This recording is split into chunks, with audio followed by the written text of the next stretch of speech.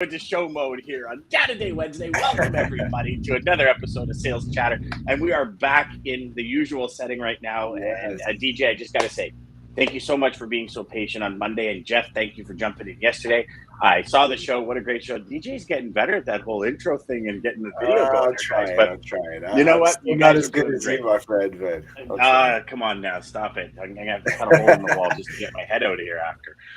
So guys, welcome to Day Wednesday, and today we're going to talk about the second part of 2022. Welcome to the HPLS podcast. Live, relevant, and high performance information, conversations, and education weekly.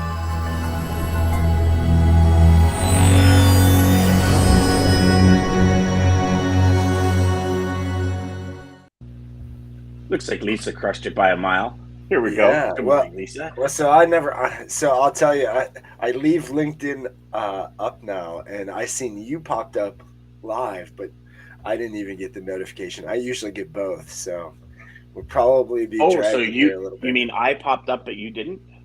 Yeah. So that's probably.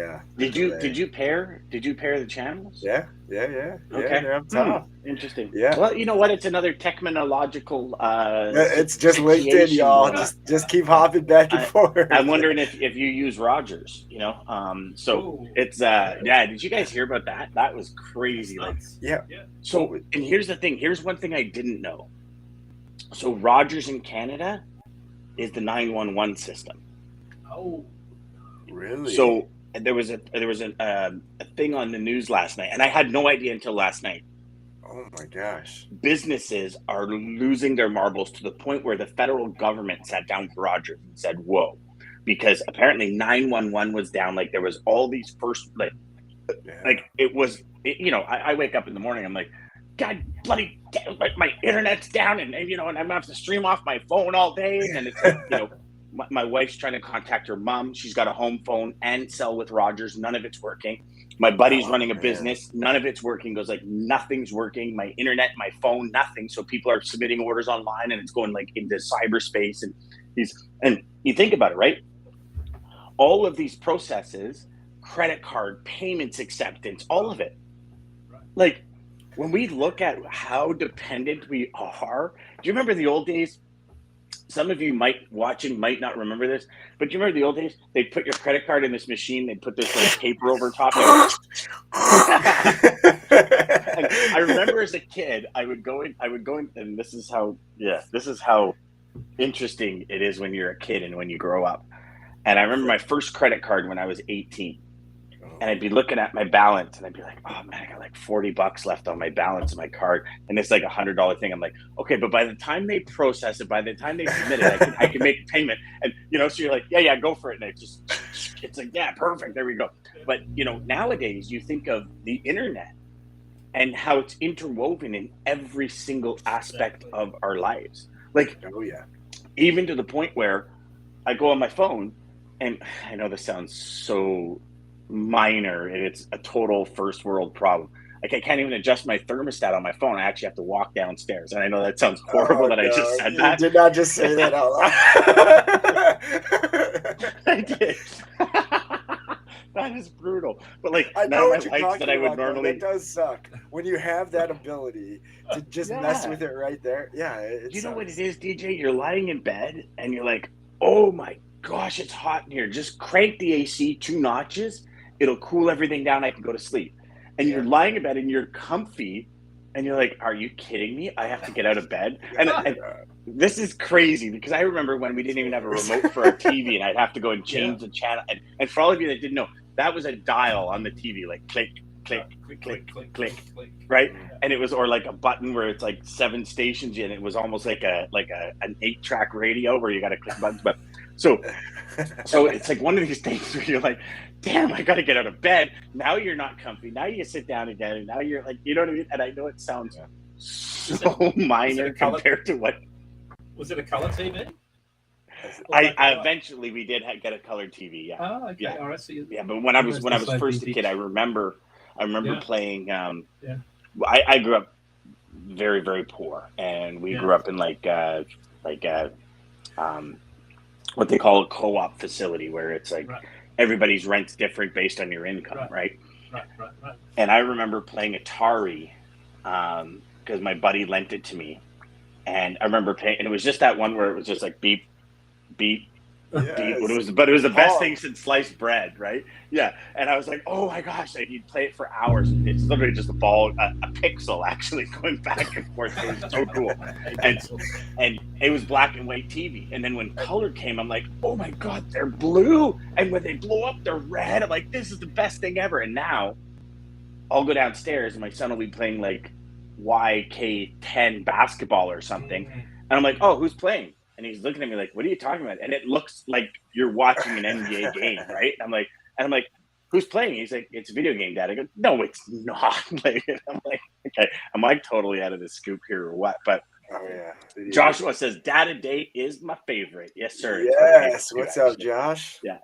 So with that, Dean, I apologize. I just consumed 6 minutes and 7 seconds of this whole thing talking about bloody internet. But interesting right. how long was it out? I'm not, How long was it? It was out a good 16 hours. That's what I thought. Now, holy cow! So we were out 5 a.m. till, well, we woke up the next morning and there was internet. But it'd be interesting, and I'll follow the story and keep you guys in the loop, because I'm willing to bet if Rogers is doing government services, those services were probably reinstated faster than anything. Oh, but they're saying, like, so Rogers right now is crediting 3 months of our bills. Every Rogers customer is being credited 3 months. Oh, wow. And it'd be interesting to see what the deal is going to be, because you got to think, even if 911 was down for an hour, like what's the fallout of that? Like, how many people died because they couldn't get an ambulance? Like I mean, it's a shame to start thinking like that, but you have to. And if you're a provider for a government entity like that, like, to go down is crazy. Oh yeah, now you're in a mad panic to figure out how to fix it. I mean, you should. Yeah, it was. I mean, look at what Josh just said. Yeah, because Livingston had to borrow 4 days because Livingston had no internet access. Yeah. I mean, you so you think about the interesting, isn't it? Because there's still people now that are out.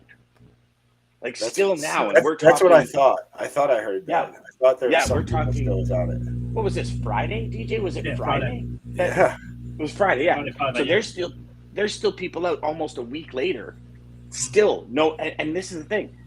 All our phones, our TV, our internet, all of it is one cable into the house with Rogers.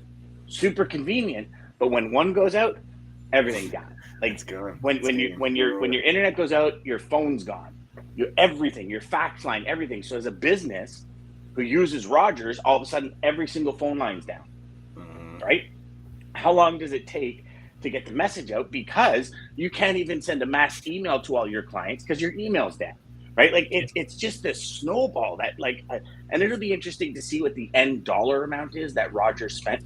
And apparently, from what I understand, and this could be right or wrong, if anyone has any other information, please share. It was an update. They were trying to update the network to make it better, and it crashed it. So, you know, so it's interesting, right? Like I don't know if you guys have ever dove into the web world, but doing websites and building websites for people, I was always saying, okay, when's the least amount of traffic on your site?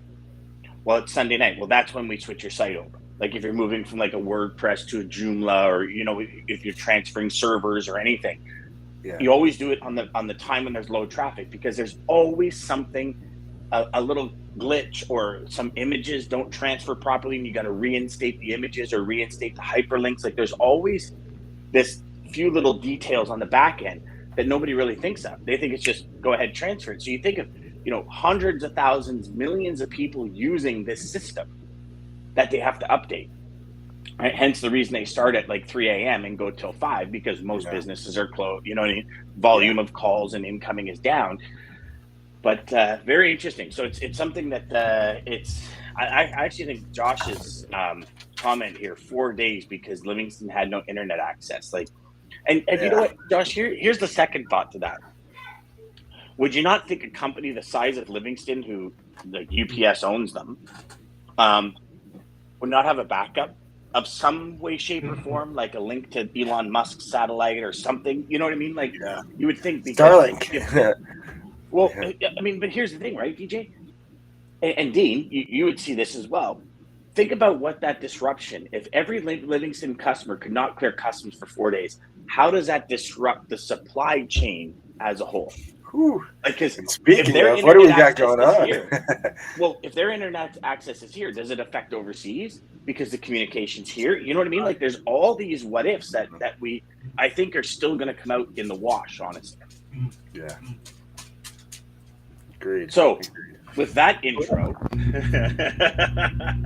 Dean, what do we got going, Brother Bear? Yeah, what are we working on, Dean? Yeah, so June imports data is out, came out on Monday, although they're still working through some of the bill of lading certifications. It was a little bit late this month, and I'm not sure why, from IHS Market / peers, part of Standard & Poor's Platts. But they, what happens is every month they get all the bills of lading from every import, every export. They process it, clean it. It's in the Customs and Border Patrol data that all of the bills of lading are stored in is notoriously ugly. It is a terrible data set to work with, and there's an enormous amount of cleaning. It's not the CBV's fault. It's the fact that every bill of lading has so many different fields and freeform text fields, and it's just a really difficult data set to work with. So no reflection on CBV. They do a wonderful job, but the data takes a lot of cleaning. So we're still working through that right now, but as it sits, we just recorded the second busiest month of imports on record. And the on record? Being last month. So, we're still bringing in a lot of import volume. It's up about 2% month over month based on the data I'm seeing. If that changes, I'll update you. But it's certainly the second busiest on record, and some of the ports. I'll give you a data point I read on Journal of Commerce. And by the way, if Dean, can I ask a question? Could I ask a question on that? Yeah. Do you think this had anything to do with Shanghai being down and then opening up in May for containers to hit in June? Yeah. Okay. I think it's partly that, Lunar New Year, February, March volumes slow down because manufacturing shuts down around the Lunar New Year celebrations at the end of February. So volumes always fall off on the Trans-Pacific trade lane and the trade lane from Europe in March, April timeframe. So it's no surprise in May and June and July for volumes to be increasing. What's different this year is I think a lot of shippers are pulling forward, or what they call front-loading their imports. So they're pulling them forward further. So instead of August, they're bringing them in June and July. So they're front-loading their orders. So it's a longer lead time, right? Because the ships are taking longer, the trains are taking longer, the warehouses are full. So they're pulling it forward, just like shippers did in late 2018. And I think it was January 1, the Trump tariffs on 20% on Chinese imports were coming in. Everybody pulled, I think it was 18, I can't remember the year, but they pulled forward a lot of volume right in the last quarter of that year, and there was just a surge of imports. Similar thing here where shippers are pulling forward volume. So I think the answer is yes, Dan. I think it's part of it. But the big vessels are way off schedule. I read this week that it's going to take well into next year for the big liner services to get their mega vessels back on service, back on schedule, back on their sort of 3-month rotation around the planet. It's a logistical feat that's going to take a while to get them back in sync. So I think we're seeing return to peak season volumes, but a little bit sooner than what we would have expected. But we're also seeing something else that's constricting the supply chain, which is what I wanted to talk about today, because those in the logistics side of the business and the brokerage side of the business, if you remember at the start of the year, I think we said that it's going to take all of this year to get our supply chain back to normal. I think, Dan, you called it the year of the transparency. Yeah. Something like that.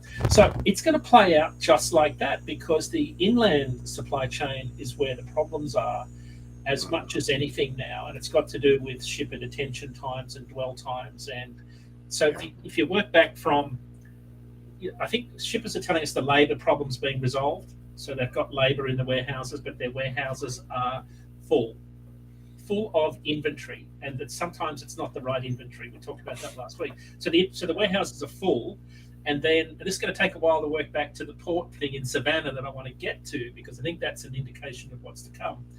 The warehouses are full, so that means they're taking longer to unload import containers.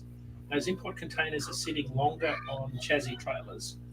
Therefore, it's taking longer to get the chassis trailers back with the empty to, when it's unloaded. So the dwell time is the culprit. Journal of Commerce reported the other day that dwell times are the biggest issue that they're dealing with over time, because it's resulting in this chronic congestion and vessel backlog due to these longer dwell times of these import boxes. Jam-packed warehouses are at the heart of this, I think. It's slowing down. There's a great article in JOC today about how it's slowing down the intermodal network. So trains are slowing down because their average road speed today track speed was 24.41 miles an hour. But the bigger issue is that the warehouses are getting clogged up, which means it's just like truck warehouses were clogged up, right? Shippers were doing more drop and hook because they couldn't unload the volume of trailers, because the trailer became free storage, additional storage. So if you think about a train's what? If a train's got a couple of 153-foot containers, I estimate that's about 100,000 square foot of warehouse space sitting on a train. So if warehouses are full, shippers aren't in a hurry to get this freight at the moment because they've already got plenty of inventory. They're pulling it forward for back to school and fall and holiday season. So there's this congestion building on the inland rail network that's making up at terminals. It'll flow back to ports. We'll start to see the same issues emerge that we saw last year. And I think the key point that I read this week was Jeff Lynch at Georgia Ports Authority, which is Savannah. He said he expects higher numbers of vessels at anchor today, and I counted them this morning on marine traffic. So remember, Los Angeles has had 109 vessels at anchor on January 9. Yeah. Today it's down to 27 because a lot of shippers had diverted their volume away from Los Angeles because of the labor talks, the congestion to Gulf Coast and East Coast ports. Savannah today, 45. I counted 45 boats. Wow, that's a huge flip. Huge flip. 10 off New York City. Now, it was 18 yesterday. New York's got a pretty good throughput rate. But Savannah is the real bottleneck. Now, Savannah is the number, if I look at my data from June, Savannah was the number 4 port in the country in June. Volumes in Savannah are up 24% year over year. But here's the kicker, and this is what I think everyone's got to watch this year. It's not just the ships at anchor. It's the flow-on effect to ships moving to Savannah Port, Savannah containers going to Charleston to get a dock, because they've got a big new dock there. But that drags truckload capacity to another market. They've got to run longer deadhead to get there. You've got more congestion. You've end up with trains that have, the trains are slowing down, intermodal volume starting to get choked up. So the data point he shared was, and this was really interesting, he said that at the moment we've got about 255,000 containers on the water coming to Savannah. 255,000. So you say, well, okay, compared to what? Compared to 210,000 this time last year. Wow. So he's saying that's a huge difference. Yeah, he's saying congestion's going to get worse. We've got a lot more coming at us than last year. I think this year, the back end of this year, is going to see some supply chain disruptions. Now, the flip side is we've got a lot more pop-up yards. People have leased a lot more space to put empty containers and store, ground-loaded containers. So we're still not away from the supply chain congestions. But this time it's not because of just surging import volumes. It's this ongoing congestion that's inland. And that's where truckload comes in to help move some of that capacity. But you're going to see, that's why we were seeing dray carriers do much longer lengths of haul to move some of your customer freight. So you've got to think about all of those things now, because you can't just automatically assume I can find a truck to move it. There's going to be pockets in the market where there'll be very tight truckload capacity, and other markets where there won't be. So this theme of port congestion and volatility at our key ports and volumes spilling over to the truckload market like it did last year will continue, I think, in some of these big ports this year. Not so much Los Angeles. Truckload volumes are down substantially in Los Angeles. Their volumes are pretty flat. So there's definitely been a shift away from the West Coast towards the East Coast. So I think we lost Dan. So DJ. Yeah, I don't know what happened with Dan, but Dean, I think this is kind of what we were worried about, though, when we seen that they were starting to shift, and Greg Abbott was calling them down to Texas, and then we started to see them shift to the east as well. Yeah, it was always the fear this year. When I heard at the start of the year that people said, "Oh, it'll take till 2023 for the supply chain to get back to normal," I didn't really believe it because I thought I didn't appreciate how congested things were because you can't see it. We can't see all of the rail yards and all of the ports. You can't just see it at a snapshot. Although the data kind of supports it. I saw a very interesting report this morning, DJ, from Container Exchange. It talks about detention and demurrage. Of the 60 ports they track, the top 5 most expensive ports for demurrage are US ports. The top 5. So demurrage is the time it takes. If you think about demurrage, it's the time within the terminal. It's the length of time beyond the free days that you get to unload a box, and detention is the delayed time of a container outside of the terminal. So they track this, they start their costs at an average of 14 days. But if you're in New York, the average, New York's the worst or the highest. It ranks number 1 of 60 at $3,100 per container after 14 days. Long Beach, $2,700. Hamburg, $833, one of the bigger ports in Europe. Bremerhaven, $841. Singapore, $619. So the top 5 most expensive ports for delays: New York, Long Beach, Los Angeles, Oakland, Savannah, and then you go to Taiwan, Hong Kong, Jakarta. So the US ports are the ones that are at the top of the list in terms of what it costs you to move a container, in terms of those accessorial charges, demurrage and detention costs, which kind of supports what we just said, which is dwell time of containers and chassis trailers is taking so much longer because our warehouses are loaded with inventories already. So I think that's something to watch, and that's why. I mean, I'm changing subjects, but that's why the AB5 deal in California is such a big thing, because it's mostly going to affect those dray carriers.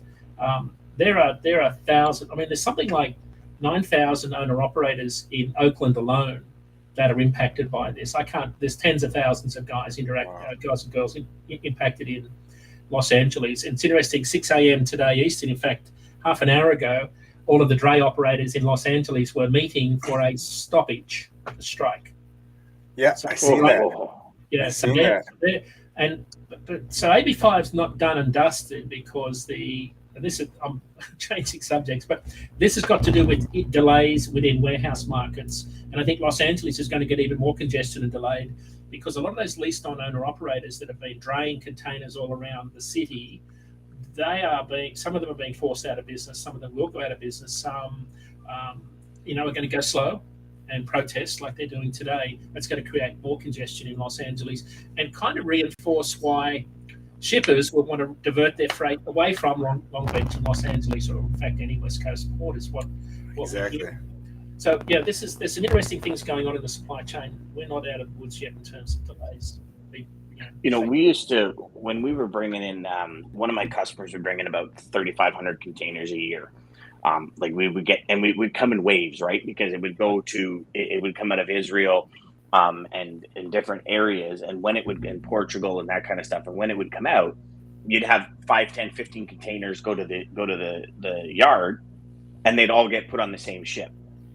So it was like all these containers came in at once, and this is pre any pandemic. So even then, it was a challenge to get them unloaded. And we would literally sit down and say, okay, so you've got 7 days free, and then it's $236 a day from day 1 to 5, and then it goes up to $295 a day from day 5 to 10, and day 10 to 14 is 600 and something, and after that 14, it's like $2,100 a day. So we would literally take that math and sit down and say, okay, you've got 15 containers coming in from Israel, you've got 15 containers coming in from Portugal. Our ability to unload is 4 containers a day. You start doing the math, you back it up. So we would say, okay, where do we want to, A, keep them on the container, or B, deliver it to the subsidy warehouse? Because you have in, out, and storage, first month storage when you go in, plus you have an out. So where does that balance lie? And I see a lot of shippers these days playing that game where, they're going, okay, well, if I keep it for an extra 2 days, it's $500.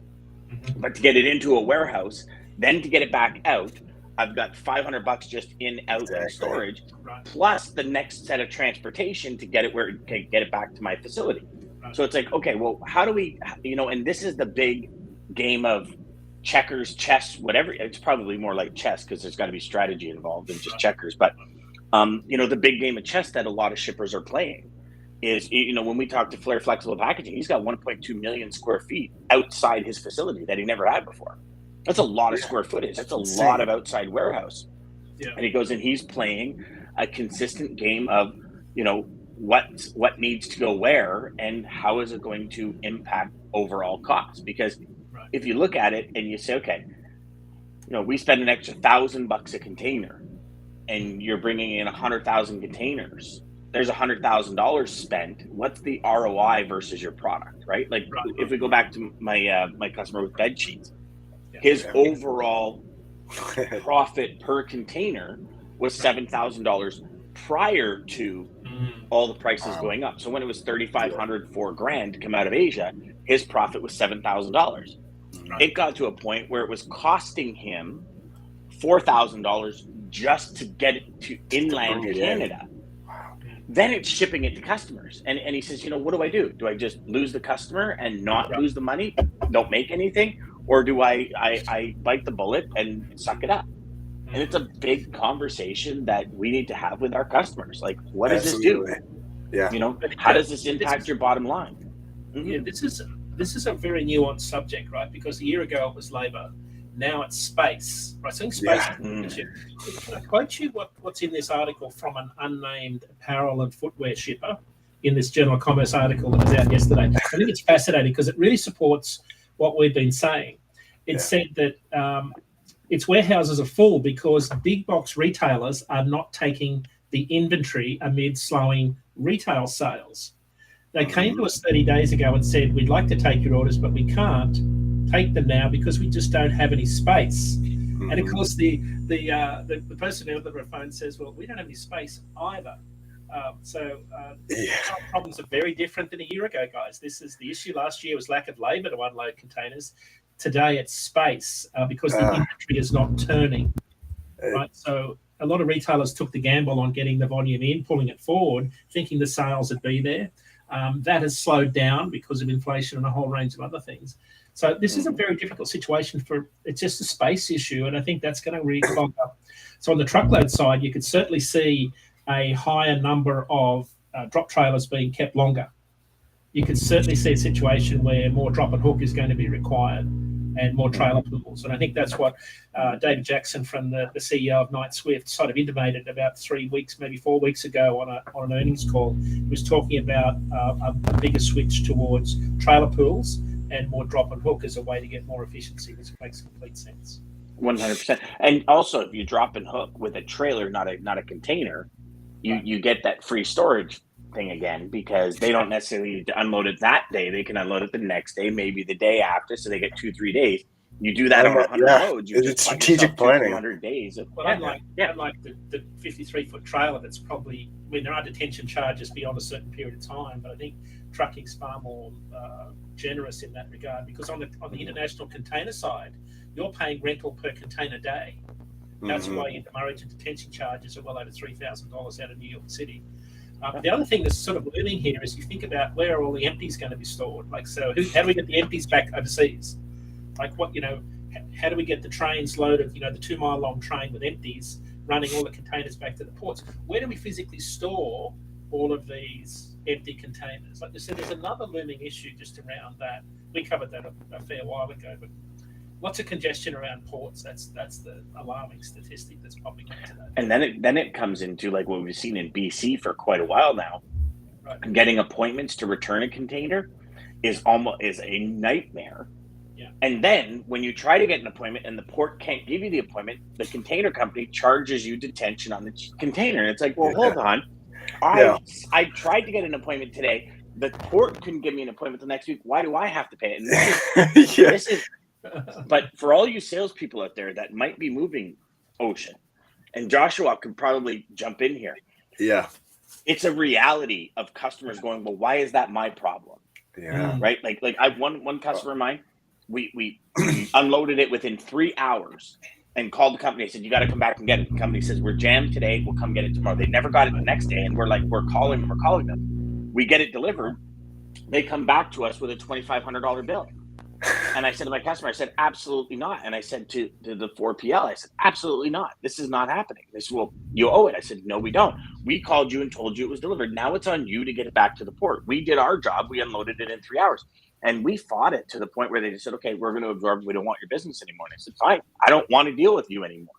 And, my poor customer is stuck in between. He's going, Dan, can you help me? And I'm like, I'm doing everything I can. And they're like sending him email after email after email. And I'm going, okay, first of all, you send me the emails and I'll take care. But it was crazy because the carrier didn't have the capacity. The carrier they chose, not my carrier, their carrier, did not have the capacity to get the container picked up and brought back. Then when they did get it picked up and brought back, they couldn't get an appointment to deliver it back to the port for like 5 days. And that, again, that draws the big question. Who's responsible for that? Yeah.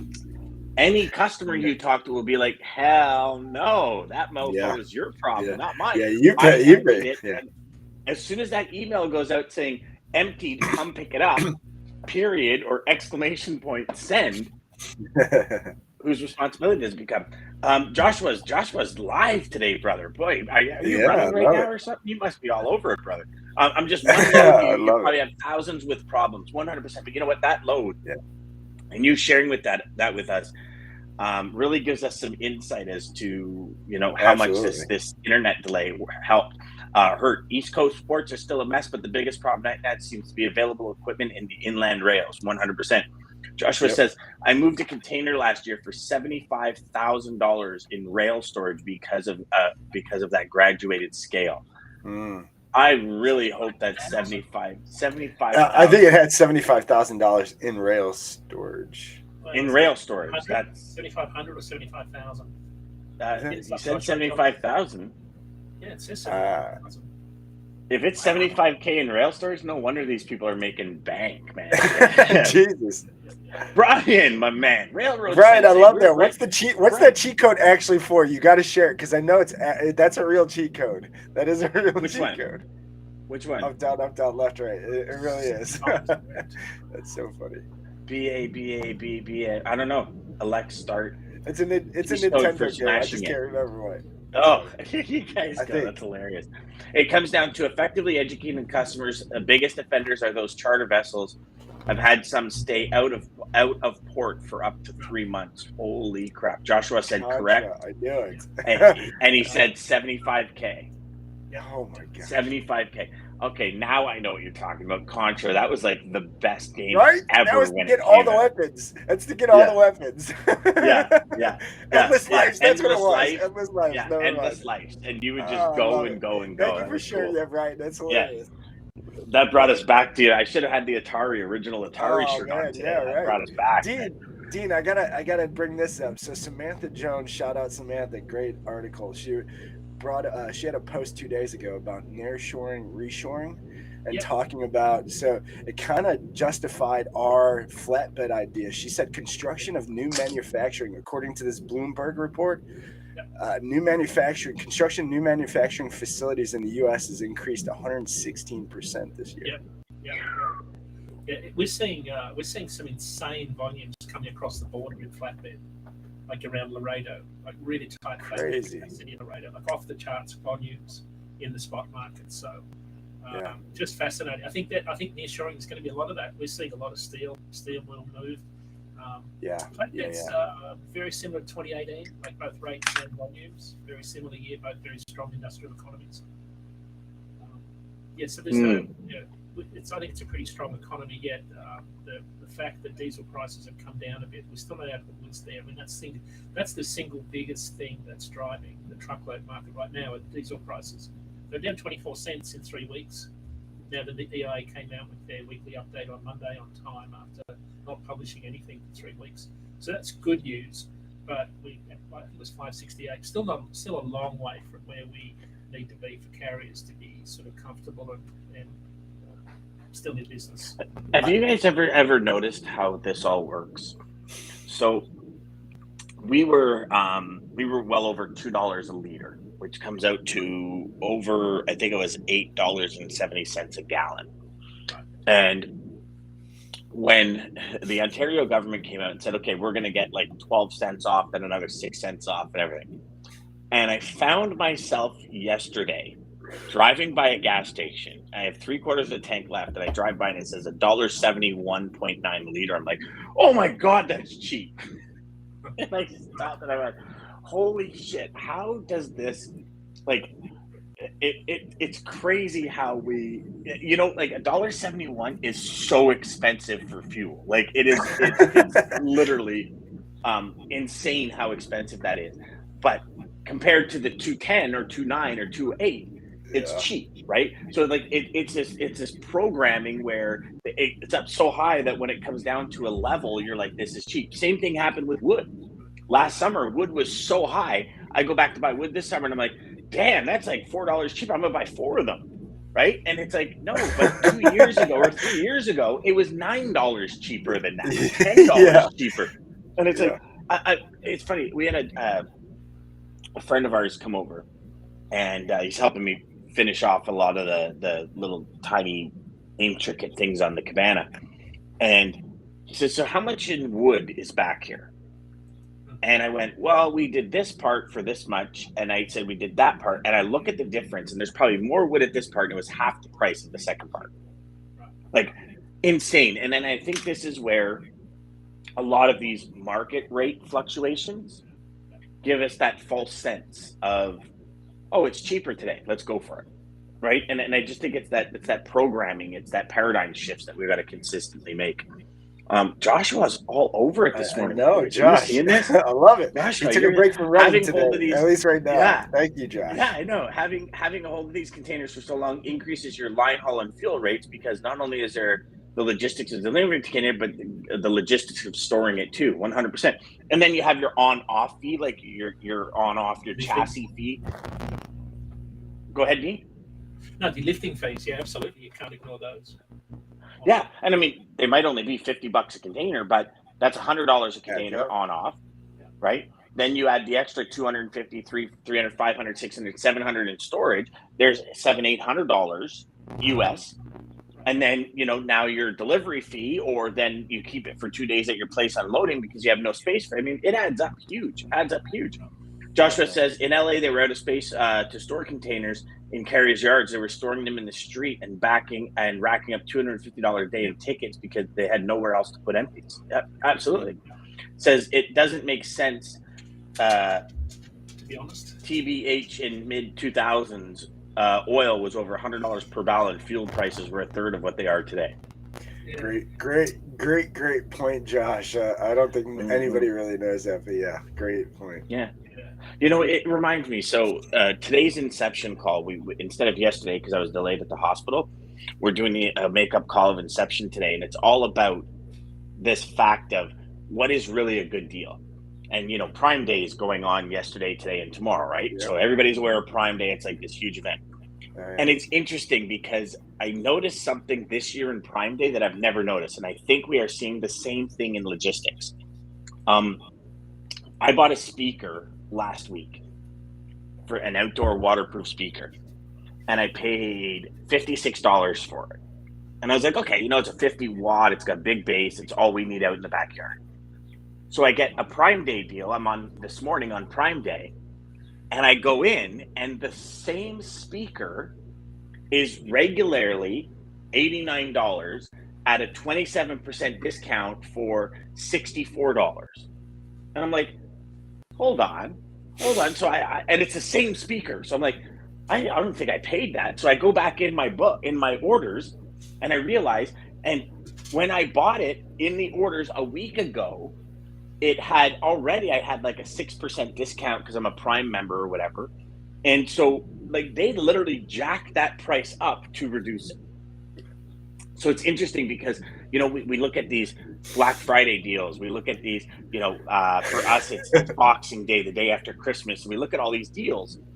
And I guarantee you, if you go on to Amazon and you look at some of the stuff you bought over the last little while and then go to Prime Day and find it on Prime Day, you might actually be paying more than you would pay normally, but they jack it up because they create this excitement around Prime Day. Bingo. Right? So just we all master marketing and retail, y'all. Just put a sticker on it, put a big sale on it. Everybody jumps all over it. Actually, my partner for the flea market, he said his dad was a total crazy master retailer where he had a gas station that sold more beer out of his gas station than my partner did out of his bar. And he said it was just because he would put 50% off this and that. Sometimes it was charging more. Yeah, that's retail, y'all. wait till after. I'll tell you the secret. Wait till after, till they have to liquidate everything because they had a bunch and they didn't sell through what they were trying to sell through. Wait for that. I got a student of mine that's dealing with Daman actually out west, and he's got a bunch of Western freight. And because the spot market's doing this, the customer called him and said, "Hey, listen, like, I'm getting some pretty cheap rates from West." And it was awesome because Damon's team at Centurion educated this gentleman on why it's doing the loops. He educated the customer, and a lot of it is kind of the bait and hook scenario where it's like, okay, this week I need the freight going there because I have none. Then it's like they get you, and then the price slowly rises, right? So it's, unfortunately, that jumping between contract spot creates those issues in there. And it was, so total props to Daman and his crew for educating people. I love that. Mm-hmm. Well, Lisa says, when I hear 50% off or whatever, I always ask, percentage off of what? Yeah. It's such a misconception. It is. It's huge. Yeah, and that misconception goes right back to that ocean and rail. How many times have you guys gotten invoices in from rail or from ocean, from steamship lines? You're like, what the heck is this charge? Like, what is that charge? What do we do there? What do we do there? And it all adds up, right? Like, especially this year, every single customer we've had on the show has said, I can't be wrong. What's your focus this year? Profit. Need to make profit, right? And, it'd be interesting if there's any, actually, Jeff would be a good person to ask because he's done that side before. Jeff, did you ever incorporate accessorial charges, like saying on average we spend $500 in accessorial charges, so I'm going to add that to the budget of this freight shipping? Or was it like, hey, your rate's $2,200, that's the budget, and you go with it, and then accessorials actually eat into that bottom margin? If you can answer that, Jeff, that'd be awesome. That's a great question too, Dan. Yeah, if any other customers are on here too, I'd like to hear, because that's a great question. Yeah, to help your customer, one should look at all options. One rail car can hold 220,000 pounds or 3 to 4 truckloads of material, just an FYI. Daman, you're here, buddy. Thank you. Always important to have those conversations and not shy away from them. Education is money. Yes, sir. Yes. And I think that's why this Wednesday show is so money. It's money. As the kids say, it's Gucci. It's Gucci. He just went Gucci. Yeah. Dan, you didn't. I love it. Yeah. I've said a few things today that are kind of not really. I love it. Okay. No, I love it. What were you saying, Dee? Just on Jeff's point about intermodal, right? So intermodal is a valuable option. We need a very efficient, fluid intermodal business for all of our shippers. And the fact that it's getting congested and slowing down is not good. Volumes are down a couple of % year over year.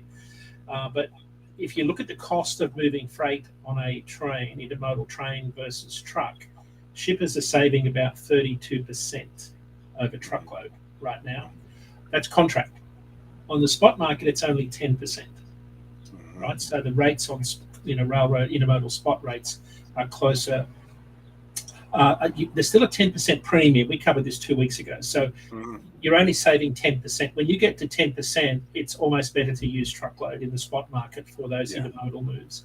And there's a few lanes today. I looked at them on Los Angeles, Chicago. Shippers are saving 40% on contract moves by using intermodal versus truck. It's a huge amount of saving. So it depends on the commodity. If it's for inventory replenishment, you can afford the transit time and the delays.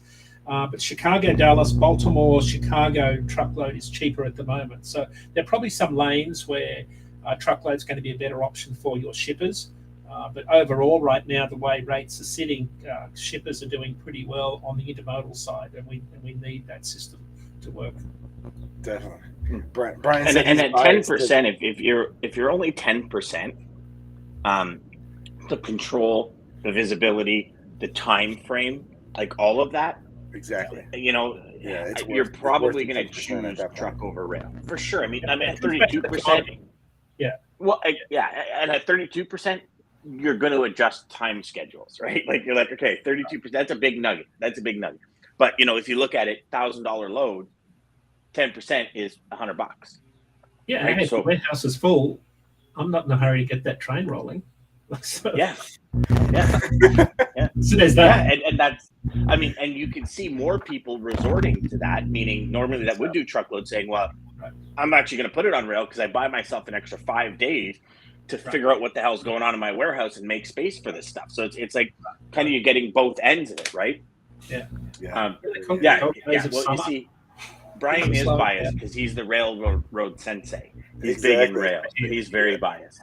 Great to have you on. Great. Thank you. Yeah. Great to see you too, brother. You have an epic morning Yes, yourself. sir. Man. Have a So, good Jeff, morning. here we go. Accessorials are a moving target as they're not set in stone, but you should use a buffer based on past costs when building a budget/forecast. There we go. So, Great point, and Jeff.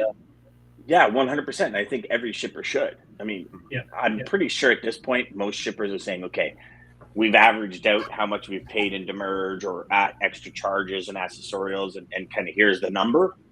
Because I would think especially publicly traded companies that have boards of directors and investors to answer to. Speaking of that, did you guys hear Elon Musk pulled out of his $44 billion bid for Twitter? Mm-hmm. Mm-hmm. So just created a lawsuit for him for whatever reason. I don't know why, but if you read in his defense, though, through Discovery, he actually gets to find out what they do with all the bots. Exactly. Because that's why he pulled out, he said, on Twitter. So that's, if it was on Twitter, it must be true, of course, but that's what he said in one of his tweets. Yeah, they found out there's a lot of bots on there. He wanted to know how many there were, I guess, to see how much that was adding. And they wouldn't give him a real number. He thinks it's higher than what it is. Yeah, that's what happened. I see. I didn't know that part of it. That's interesting. So Jeff says Monroe, New Jersey, Reno to Monroe, $10,200, 714, and 9,100 on 714 on intermodal. So truckload is 10,000, 9,100 on intermodal. There you go. And that's a big lane. That's a big haul from Reno to Jersey. That's a big run. Mm-hmm. Monroe Township, New Jersey. Yeah, I got it. All right, I'm just looking at the rates here now. So they're running at $276 a mile all in. $1,000 a load. Times 2.76. That's $74.27 on truck all in. What did Jeff say? It's 91. 200. Oh, it might be reefer. Is it reefer or dry van, Jeff? Jeff, is that reefer or dry van, brother? Yeah. What? Yeah. Wouldn't be reefer. I don't think out of Reno. Yeah, there's not much volume there. Anyway, so he's right though. There's more value on for intermodal on some lanes if you can stand the transit time delays and all of those issues. Yes. That we talked about. And I guess if your warehouse is full, you'll accept the transit time delays, especially if this product is like a back to school product where you've got a month or two. You're like, hell, get it lost in a yard for a week until you find it. I'm all good. Like, if you want to skip this train to put somebody else's, emergency product on, just take my spot for the next 5 trains. I'll get it mid-August and I save myself 4 weeks of storage, right? Yes. Jeff says it's COFC. Container on flat car. Yeah. So that's the container, probably a 53. And Dan, to your point, I wonder if that could be part of the transition to the New York ports too. If they take longer, you're expecting that stuff's going to sit. If you don't have anywhere for it to go, maybe that's. But also, New York has the highest detention charges. So if it is sitting and you delay the inbound or the receiving of it, how much does that demurrage detention add up to? Is it worth it, right? It's literally a numbers game. Like you almost have to play the numbers. And I could see tons more people saying, not only because LA and Long Beach are congested, but if I send it over to Savannah, I'm running an extra 14 days on the water. That's bought me 2 weeks. Now I've got Drake, now, you know what I mean? So now you're like you're literally playing that chess hand, looking 3-4 moves ahead, to say, okay, that's going to buy us a little bit of time. Sure, it's an extra $500 for the container to get here, but that $500 bought us 2 weeks. We do storage, it's going to cost us $1,000 for that container. We just saved $500, and we don't have the headache of where is it going, when is it, you know what I mean? And there's, yeah. So I think I just wonder. The summary of and again, it just goes back to John Brewer's comments. When we had him on the show a few times, shippers are getting they're getting very smart. They're getting very strategic. They'll figure it out, right. And that's what they're having to do. We lost Dan briefly. But I think DJ, the summary, as we sort of get to the end of the show, the thing that sort of struck me this week. And again, these are some great journalists at Journal of Commerce that are writing these pieces. They've got their sources of data that are very reliable. But I think it comes back to a space and equipment issue that's plagued us during the entire pandemic, especially at the ports, and that's flowing over into the overall supply chain. So that's something I think everybody's got to be acutely aware of this year. Time is going to be a really big factor, as is space and equipment. As opposed to this time last year when it was more labour related. We're seeing more fluidity in the market. So it's going to be, I think Jeff made a good point. You're probably going to have to add in more accessorial buffers into this, more time, more costs. That's a really good point. I don't know how you'd go about doing that, but that's maybe when Jeff's on the show next week, we can dive into that a little bit more about how you plan for accessorials when you have delays like this on both intermodal and truckload. Probably less so truckload because they're not going to be charging, daily truck van fees like the intermodal, like the international containers would be. Yeah. Again. Definitely. Sorry, guys. Just had a phone call I had to take. No worries. I know I've been jumping on and off all day today. It's crazy, but hey, you know what? We're gonna probably have to do this a little more going forward. Hopefully, it'll slow down in the next little bit, and we will have a bunch of things in order. Dean, I wonder. I don't think it's happened yet, but I wonder, and maybe just something for everybody listening to kind of keep an eye on. I know there's been talks of them either cutting down on certain tariffs out of China too. So I wonder if that will amp up thing, or if that could bring more. Too. TJ, it's a great question. I don't know. Maybe on some of the non-retail side of things, if they do, things like chassis trailers. I'm not sure where that stands. There were some tariffs on chassis trailers that were impacting the supply side. Don't know the answer to that, DJ. That's one I'd have to dig into. Yeah, curious. It would be interesting because I know, but prior to the tariffs, there was a huge, like you said earlier, Dean, there was a huge rush of get it in before the tariffs start, like a huge spike in shipments. It'd be interesting to see if it kind of goes back to, interesting. Mm-hmm. Hey guys, and do we see a shift away from Trans-Pacific and going more towards the European Union and all that kind of stuff? Yeah. Certainly Trans-Pacific trade lane volumes there's an increase in volume of those diverting through the Panama Canal for those post-Panamax. I think that's what you call them, the ones that can fit through the Panama Canal. They're up to about 15,000 TEU. Of course, there's some other vessels that have been running west out of Asia through the Suez Canal direct to the east coast. So that you're seeing a bit more of that with some of the bigger vessels. Now those ports are being deepened and widened and added some more cranes, like Charleston, for example, is a port that's seeing pretty strong volumes. So, it's a good point. But we're definitely seeing a shift towards the west coast, though, away from the west coast to the east coast. Yeah, exactly. Crazy. That's interesting. So, to give you a quick summary on the rate situation, we're seeing dry van rates start to come down. Contract rates are coming down slightly in dry van. So with the market has crested.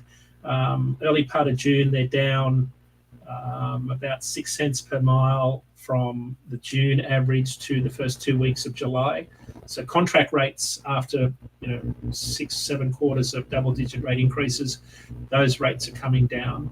Spot rates are about a little bit lower than where they were last year when you consider all-in rates. So, but the gap between spot and contract is about 60 cents. That's a pretty wide gap between the two. Spot rates in dry band are sitting pretty flat this week, which is interesting. We normally expect them to go down, so we're seeing them average about $1.98 excluding fuel. But they were flat this week. Refrigerated rates are dropping. They're down about 5 cents a mile this week, which is, again, seasonally right on track. We don't expect any difference there. Flatbed's cooling off also. So I think that's we're seeing cooling of the housing market reduce some of those volumes.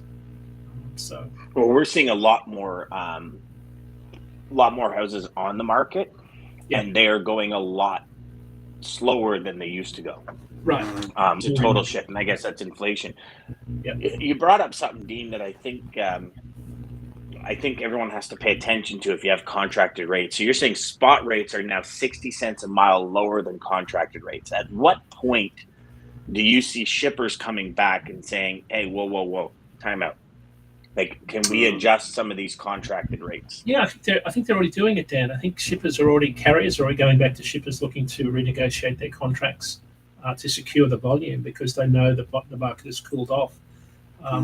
There's more capacity in the market. Some people talk about this being a demand-driven. Demand is cooling off. Depends what sector you're in. Produce volumes aren't materializing. Flatbed volumes are still, not. They're running about 2018 levels. But there's still a very strong industrial economy that trucks, haul freight for. So we're still seeing pretty good volumes. It's just that we've got an oversupplied truck market. There's a lot more trucks came into the market in the last year than I think we've ever seen, and those trucks are all competing for the same or slightly fewer loads. That's why. But also, as soon as that happened in February, a lot of carriers started to honour their first tender loads in the contract market. So you had less volume slipping through the routing guides out into the spot market, right? So if the top of the routing guides got the cheapest rate, a lot of those carriers were accepting those loads now, as opposed to rejecting a quarter of them a year ago, because there were favourable spot rates. There were favourable spot rates in those, so you could haul spot rate and reject the contract. That's flipped back around now. Again, that's fairly normal. So we just got an oversupplied market. We think spot rates will continue to decrease, maybe another 8 to 10 cents a mile before they start to bottom out. To your question, I think shippers have got pretty good memories. The faster they drive capacity out of the market by driving rates down, by dumping volume into the spot market, the quicker we get to the next upcycle where rates start to increase and capacity tightens. So play that game at your own risk. There's a bunch of games going on, right? Like I heard a report on the news a couple of days ago. It was, I think, towards the end of last week, or it was Saturday or something. Right. Where they were talking about something to the tune of 100 hectares a day get bought up in Ontario for new construction. And this is all farmland that's getting built up. And they're saying a lot of it is pretty much what we've said for a while now, and we've talked about it on this show, where, if you're a farmer and the heat waves we have in the summer and the lack of rain and, 50% of the output, 60% of the output, and you've got tens of millions of dollars in equipment and all these loans and everything, and you got, quota to keep and all this. We're running into that age where it's second and third generation are just going, I'm done. Like, this is enough. And they're selling 500-acre farms for $50 million, and they're walking away. Because they're like, I can continue to do this and get up and break my back and destroy my body for 30, 40, 50% of the yield that we used to get, or I can just sell for $50 million. And it'll be interesting because there's also a rise, I don't know if you guys have seen it yet or if you guys have heard about it, in industrial growth. So there's companies in Ontario that are like a 200,000 square foot facility, and it's literally rack upon rack of growing lettuce or growing tomatoes indoors hydroponically. Wow. Because they're like, yeah, we can turn it over in a couple of weeks because they're great. It's kind of like Panasonic. If you guys follow Panasonic at all. So Panasonic is all about sustainability, and they've actually grown bamboo forests out in Asia and created entire communities of houses built with bamboo, because every 9 months it replenishes, as opposed to trees, which take 50 years. And when I was at Panasonic one day, they had this big showroom, and they like, it's all about compact and everything, and their insulation is about a half inch thick, and it's like R80. So you can literally, your walls can go from being 2x4 to being like 1 inch walls, and the insulation you'll have as if you were insulated with foam. I mean, it's crazy, the developments, and I think this is the way it's going. Is more sustainable products. You know, it'd be interesting because when you bring things indoors, you control the environment as opposed to being susceptible to the environment. Do you know what I mean? And it'd be interesting to see the way this all transitions over the next 5 to 10 years, because let's face it, the summers are getting hotter, winters are getting bleaker. I know for us in Southern Ontario, I don't know about everyone else, but for us in Southern Ontario, like it's to the point where we guess if we're going to have a snowmobile season. Like literally guess. It's like, will we or will we not? Oh yeah, I mean, there was not this year, but last year, our trails never even opened here. You always had to truck 2.5, 3 hours north, 100%. Now, don't get me wrong, there's snow on the ground, but there's a difference between snow being on the ground and having that 80 centimeter base to ride sleds. It's a complete different scenario. But you know, you look at ski hills, for example. How long ago? 15 years ago, they went to making their own snow because the weather just wasn't providing it for them, right? So it's like they took their business into their own hands. So it'll be interesting to see what the next couple of years hold for a lot of these companies, and you know, especially the places where a lot of the produce is happening, and you know, indoor ponds for fish, growing fish. You know what I mean? Just that consumption rate, because we're consuming at mass quantities right now. That's been unforeseen in many years, and I think it's going to continue. And I think a lot of these things are going to go indoors, which means more industrial space is going to start popping up, which means less farmland, less locations. Like, I mean, I don't know you guys, but we've had a huge coyote and bush wolf problem in our area for years. Oh yeah, dogs go missing out of the backyard. Like, we had friends, their dog was in their backyard on a leash, and 2 coyotes just attacked it, like right on the leash in their backyard in daytime. It's crazy because there's so many communities being built, and they're taking away their habitat, so they're moving north, and they're saying, okay, so we can't find, you know, deer, rabbit, and all this in the woods. So hey, there's a backyard with 2 dogs in it. Yum, lunch, right? Like, cats are missing. I mean, you drive around our neighborhood, and it's like missing cat, missing dog, missing cat, missing dog, and it's coyotes and bush wolves get them. My wife found a bush wolf on our back deck last year, just walking onto our back deck into our outdoor kitchen, sniffing around for food, and she's like banging on the window, going, "Get out of here!" And things just like, She literally walked out on the deck with like a broom and was like, you know, "Get out of here, go!" And the thing just kind of looked at her like, whatever, and kind of trotted off, and, you know, and it's like, holy crap! Oh yeah, the dynamics are changing, huge. Crazy. All right. So, do we have? Oh, so just let's address these two, and then we'll jump off. But will they go back up in the short run as we move into peak season? I guess that's the pricing, costing. Yeah, he's talking about price. Yeah, we think so. Yeah, we definitely think so. Definitely think so. So actually, Jeff brings up a good question. Is it beneficial to reduce contract rate? There are many things to think about before doing so. Exactly. This would be a great topic for next week's show when Jeff's on, right? Because that's the mistake a lot of shippers make, is especially when they jump into the spot market, is you sacrifice service and a whole lot of things. Yeah, they give up that relationship, and they're searching. Let's make that next week's topic. Let's do that. Yeah, I love it. All right, well, hey, thank you. Talk about a hook, eh? For 7 days. That's a good hook. There we go. Yeah. So Jeff, be ready. Yes. So everybody, thank you as always for joining us. Dean, the man, the crystal ball. Thank you for giving us your wisdom as always on Wednesdays, guys. Triple D Day. This is the day not to miss. If you want to know what's going on, Dean to drop out lottery numbers, boys. Yeah, right. For Dean to drop out lottery numbers. I know. And the 3 of us could be doing this from a beach somewhere every day. Oh, that would be nice. Dean, if you figured that out. But let's talk separate.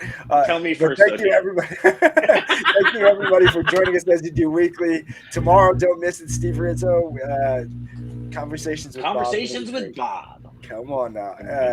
As always, thank you to American Logistics, Centurion Trucking, Daman, People Over Profits, for making this possible, and to all of you for all of your comments and keeping us going. Quote to take us out is from Mark Batterson. And it is, if you wait for perfect conditions to seize an opportunity, you'll be waiting to the day you die. Seize the woo. Window of opportunity. Centurion Trucking, our motto is people before profit. Today's market requires more transparency, consistency, and focus on what our clients need to win. Centurion Trucking and American Logistics are poised to help their clients achieve and surpass their targets. If you're looking for a team that honors your needs, dreams, and aspirations, then get a hold of Daman at American Logistics or Centurion Trucking.